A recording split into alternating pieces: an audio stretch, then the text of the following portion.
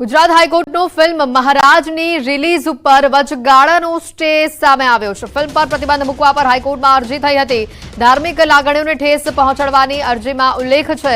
Netflix ઉપર તેના પ્રીમિયરના એક દિવસ અગાઉ અરજી કરી હતી। એને જો રોકી શકતા ના હોય અને જો જવાબ પણ ના આપતા હોય તેવા ઉપર સખ્ત પગલાં લે। ફિલ્મ મહારાજની રિલીઝ ઉપર હાઈકોર્ટનો વચગાળાનો સ્ટે આવ્યો છે। પ્રતિબંધ મૂકવા માટે હાઈકોર્ટમાં અરજી થઈ હતી। મહત્વના સમાચાર, ધાર્મિક લાગણીઓને ઠેસ પહોંચાડવાનો આમાં ઉલ્લેખ છે। નેટફ્લિક્સ ઉપર તેના પ્રીમિયરના એક દિવસ અગાઉ અરજી કરી હતી। તો કૃષ્ણ ભક્તો વલ્લભાચાર્યજીના અનુયાયીઓએ હાઈકોર્ટમાં આ સમગ્ર મુદ્દે અરજી કરી છે। હાઈકોર્ટે પ્રાથમિક સુનાવણી બાદ આ નિર્ણય લીધો છે। હાલ વચગાળાનો સ્ટે મૂકવામાં આવ્યો છે। માર્ગી લોકોની લાગણી જે કૃષ્ણ ભગવાન અમારા ઈષ્ટદેવ કહેવાય એમને માટેની જે લાગણી હતી એને દુભાવતી આ પિક્ચરમાં ખૂબ જ ગંદી રીતે ચિતરવામાં આવ્યા છે કૃષ્ણ ભગવાનને। અને આ ફિલ્મ 23માં તૈયાર થઈ હોવા છતાં 29/5/2024ના રોજ ફર્સ્ટ ટાઈમ એના પોસ્ટર્સ બહાર આવ્યા।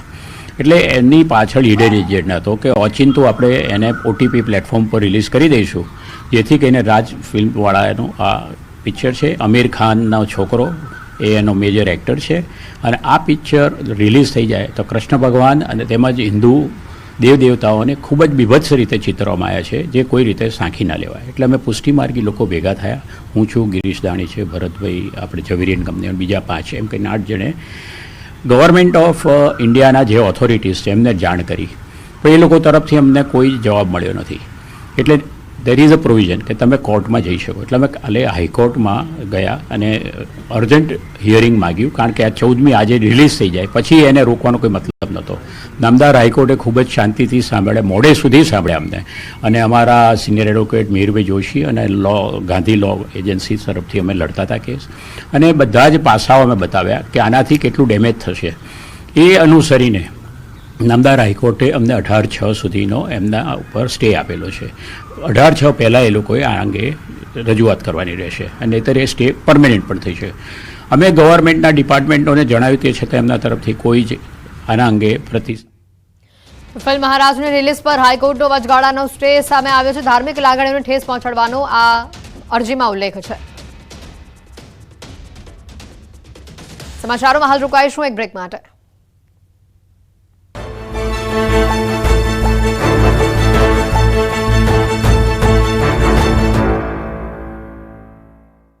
चोट लगने पर हम नॉर्मल ગુજરાતમાં ચોમાસાનું આગમન તો થયું, પરંતુ હજુ પણ ગરમીનો અનુભવ થઈ રહ્યો છે, જેનું કારણ છે મોન્સૂન બ્રેક। દક્ષિણ ગુજરાતમાં પણ ચોમાસાનું આગમન થઈ ગયું, પરંતુ હવે તે ધીમું પડી ગયું છે। દક્ષિણ ગુજરાતના રસ્તે રાજ્યમાં પ્રવેશ બાદ ચોમાસું નબળું પડ્યું છે, જેના કારણે લોકોને ફરીથી ગરમીનો સામનો કરવો પડી રહ્યો છે। એમાં પણ છૂટો છવાયો વરસાદ આવતા બફારાનું પ્રમાણ વધ્યું છે। રાજ્યમાં હજુ પણ સાર્વત્રિક વરસાદ માટે રાહ જોવી પડશે, સાથે જ વાવણી લાયક વરસાદ પણ હજી નથી પડ્યો। હવામાન વિભાગના કહેવા પ્રમાણે આગામી 7 દિવસ બાદ ધોધમાર વરસાદ પડશે। એક અઠવાડિયા પછી વરસાદ જમાવટ કરશે। બીજી તરફ હવામાન વિભાગે રાજ્યમાં 7 દિવસ સામાન્ય વરસાદની આગાહી કરી છે। થંડરસ્ટ્રોમ સાથે વરસાદની આગાહી કરી છે। અમદાવાદ, દાહોદ, છોટાઉદેપુર, સુરત, ડાંગ, નવસારી, વલસાડમાં વરસાદ પડી શકે છે। રાજ્યના છેવાડે આવેલા વલસાડ જિલ્લામાં વરસાદી માહોલ છવાયો છે। વહેલી સવારથી જિલ્લામાં વાદળછાયા વાતાવરણ વચ્ચે કેટલાક વિસ્તારોમાં છૂટો છવાયો હળવો વરસાદ વરસ્યો હતો। વલસાડ શહેર અને આસપાસના વિસ્તારમાં વરસાદ થતાં વાતાવરણમાં ઠંડક ફેલાઈ ગઈ હતી। વહેલી સવારે વરસાદી માહોલ જામતા જ વાતાવરણ ખુશનુમા થઈ ગયું હતું। લોકોએ ગરમી અને બફારાથી રાહત અનુભવી હતી। વલસાડની સાથે જિલ્લાના અન્ય કેટલાક વિસ્તારોમાં પણ છૂટો છવાયો હળવો વરસાદ વરસ્યો હતો। વલસાડ જિલ્લાની સાથે રાજ્યના પાડોશમાં આવેલા સંઘ પ્રદેશ દમણ અને દાદરાનગર હવેલીમાં પણ વરસાદની હવામાન વિભાગે આગાહી કરી। સવારથી જ આ વિસ્તારોમાં પણ વાદળછાયું વાતાવરણ છવાયું છે। તાજેતરમાં યોજાયેલી લોકસભાની ચૂંટણીમાં બનાસકાંઠા સીટ પરથી ચૂંટાયેલા ગેનીબેન ઠાકોરે ધારાસભ્ય પદેથી રાજીનામું આપ્યું છે। કોંગ્રેસના ગેનીબેન વાવ સીટ પરથી ધારાસભ્ય હતા। નિયમ મુજબ ચૂંટાયાના 14 દિવસમાં રાજીનામું આપવાનું હોવાથી ગેનીબેને વિધાનસભા અધ્યક્ષ શંકર ચૌધરીને રાજીનામું આપ્યું। આ રાજીનામા સાથે જ હવે વાવ બેઠક ખાલી પડી છે, જેને લઈને વાવ બેઠક પર કોંગ્રેસના ઉમેદવાર કોણ તેની અટકળો શરૂ થઈ છે। ન્યૂઝ 18ના સવાલ પર ગેનીબેને કહ્યું કે કોંગ્રેસ મોવડી મંડળ અને વાવ બેઠકની જનતા કોંગ્રેસના ઉમેદવાર નક્કી કરશે। વાવ બેઠકના ધારાસભ્ય પદેથી રાજીનામું આપ્યા બાદ ગેનીબેન ઠાકોરે ધારાસભ્ય તરીકે 2 ટર્મ મોકો આપવા બદલ મતદારોનો આભાર માન્યો। કહ્યું કે વિધાનસભા હોય કે લોકસભા હોય, ગુજરાતના હિતની વાત હોય કે દેશની વાત હોય, ત્યારે સર્વપક્ષીય લોકોની સુખાકારી માટે સાથે મળીને કામ કરીશું। આ સાથે જ વિધાનસભા ગૃહમાં કોંગ્રેસનું સંખ્યાબળ 13થી ઘટીને 12 થઈ ગયું। ગુજરાતમાં હાલની સ્થિતિ 180નું સંખ્યાબળ હતું। આ બેઠક ખાલી થઈ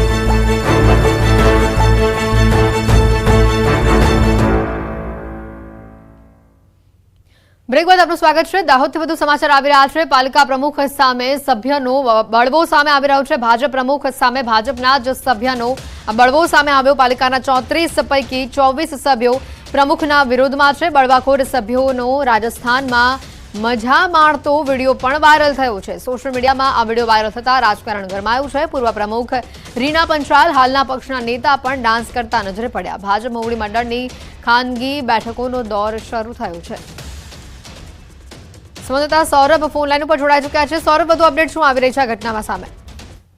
કહી શકાય કે જે નગરપાલિકાના સભ્યો છે તેઓનો ક્યાંક ને ક્યાંક પાલિકાના પ્રમુખ સામે નારાજગી જોવા મળી રહી છે। અત્યારે ભાજપના જે 34 પૈકી 24 સભ્યો છે તેઓ પાલિકાના પ્રમુખ નીરજ દેસાઈ સામે નારાજ હોય તેવું લાગી રહ્યું છે। તેઓ દ્વારા જે ઉચ્ચ કક્ષાએ રજૂઆત પણ કરવામાં આવી છે અને છેલ્લા કેટલાક દિવસોથી અંદરો અંદર આ વિરોધનો વંટોળ પણ ચાલી રહ્યો છે। જો કે હાલ જે આ એક સોશિયલ મીડિયામાં વિડીયો પણ વાયરલ થયો હતો, તેમાં જે રાજસ્થાન રાજ્યમાં તેઓ મસ્તી કરતા હોય તેવો એક વિડીયો વાયરલ થયો હતો, જેમાં પૂર્વ તત્કાલીન પ્રમુખ રીનાબેન પંચાલ અને હાલના પક્ષના નેતા સહિત જે સભ્યો છે તેઓ ડાન્સ કરતા નજરે પડ્યા હતા। બિલકુલ, ભાજપ પ્રમુખ સામે ભાજપના જ સભ્યનો બળવો છે। મોવડી મંડળ દ્વારા બેઠકોનો દોર શરૂ કરવામાં આવ્યો છે। આ બેઠક બાદ કોઈ મહત્વનો નિર્ણય આવી શકે તેની શક્યતા? ચોક્કસથી કહી શકાય કે અત્યારે તો જે બેઠકનો દોર ચાલી રહ્યો છે અને બેઠકના દોર બાદ ભાજપનું મોવડી મંડળ શું નિર્ણય લેશે તેના પર તમામ લોકોની અત્યારે નજર બની રહી છે। સૌરભ, આ બેઠકમાં કોણ કોણ હાજર રહ્યું છે તેને લઈને કોઈ માહિતી છે? આ બેઠકમાં જે કહી શકાય કે જે આ 24 સભ્યો અને પાલિકાના પ્રમુખ સહિત જે પાલિકાના નેતાઓ છે તે તમામ હાજર રહી શકે અને જે મોવડી મંડળના નેતાઓ છે તેઓ પણ આ બેઠકમાં હાજર રહી શકે છે। આભાર સૌરભ, માહિતી બદલ। સુરતની સ્મીમેર હોસ્પિટલ ફરી એક વખત વિવાદમાં આવે છે। હોસ્પિટલના તબીબ સામે મહિલાનો ગંભીર આક્ષેપ છે। સિનિયર તબીબ સામે મહિલા તબીબનો રેગિંગનો આક્ષેપ સામે આવ્યો છે। મનપા સંચાલિત સ્મીમેર હોસ્પિટલ વિવાદમાં આવી છે। પહેલા થાઈગલ વિવાદ બાદ હવે નશાબાજ તબીબનો આ વિવાદ સામે આવ્યો છે અને તે બાદ આજે મહિલા તબીબ સાથે રેગિંગનો આક્ષેપ આવી રહ્યો છે। સતત 3 વખતથી જ આક્ષેપ સ્મીમેર હોસ્પિટલની સામે થઈ રહ્યા છે। ત્રીજા વર્ષમાં અભ્યાસ કરતી જુનિયર યુવતી વરાછા પોલીસ મથકે પહોંચતા આ વિવાદ આખો સામે આવ્યો। વોટ્સએપ ગ્રુપમાં મહિલા તબીબ અંગે ટિપ્પણી કરાતી હોવાનો પણ આરોપ તેણે લગાવ્યો છે। ડીનને ફરિયાદ કરવા છતાં પણ કોઈ પગલાં નહીં લેવાની પણ વાત તેણે કહી છે। સાથે ડિપ્રેશનનો શિકાર બન્યાનો પણ તેણે આક્ષેપ લગાવ્યો છે। ડીનને 20 દિવસ અગાઉ આ ફરિયાદ કરી હતી, છતાં પણ કોઈ નિકાલ ન આવ્યો અને હાલ તે પોલીસ મથકે નિકાલ ન આવતા પહોંચ્યો હોવાની તેણે વાત જણાવી। તો સિનિયર તબીબને બોલાવતા પોલીસ મથકે અન્ય તબીબોનું પણ ટોળું મોટી સંખ્યામાં પહોંચ્યું હતું।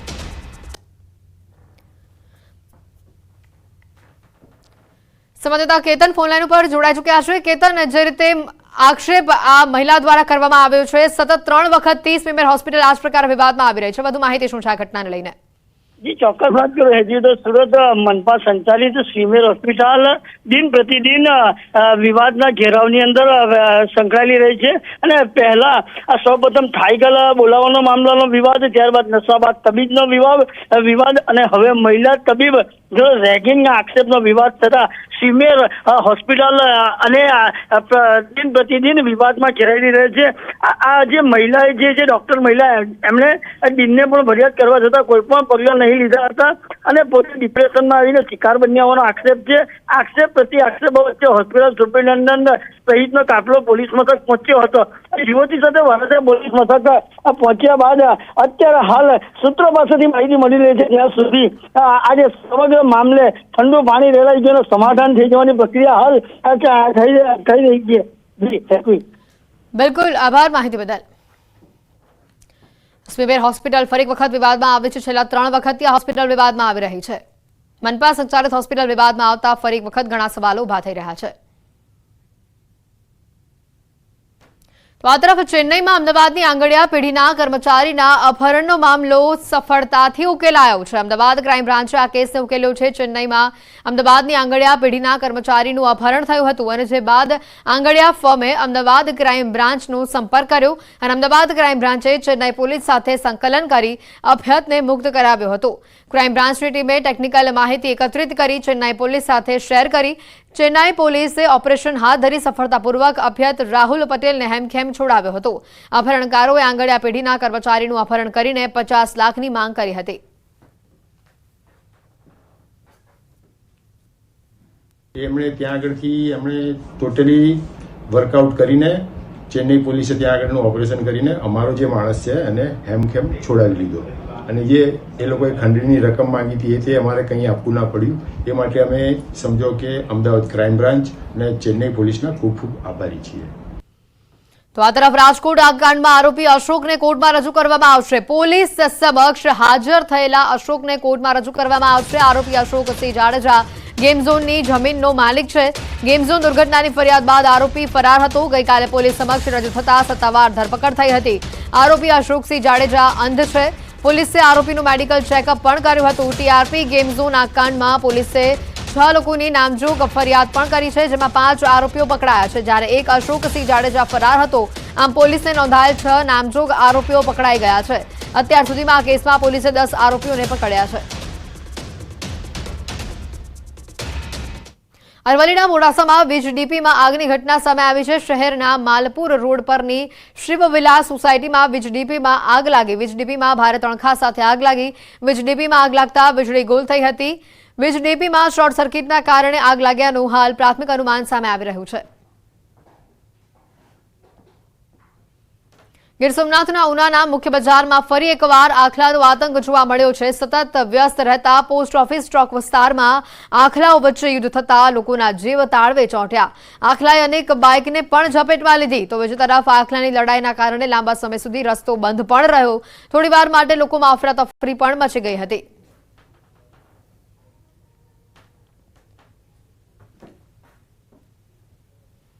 બુલેટિનમાં અત્યારે ફક્ત આટલું જ. રજા આપશો. નમસ્કાર.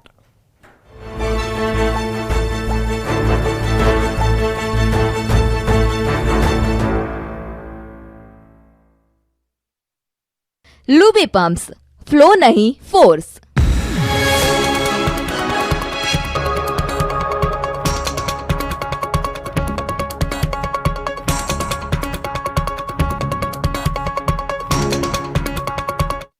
लूबी पम्प्स, फ्लो नहीं फोर्स. મહિનામાં વાવ વિધાનસભા બેઠક પર પેટા ચૂંટણી યોજાશે. આ ઉપરાંત ગેનીબેન લોકસભા ચૂંટણી જીત્યા બાદ પહેલીવાર અમદાવાદમાં આવેલા પ્રદેશ કોંગ્રેસ કાર્યાલય પર પહોંચ્યા હતા.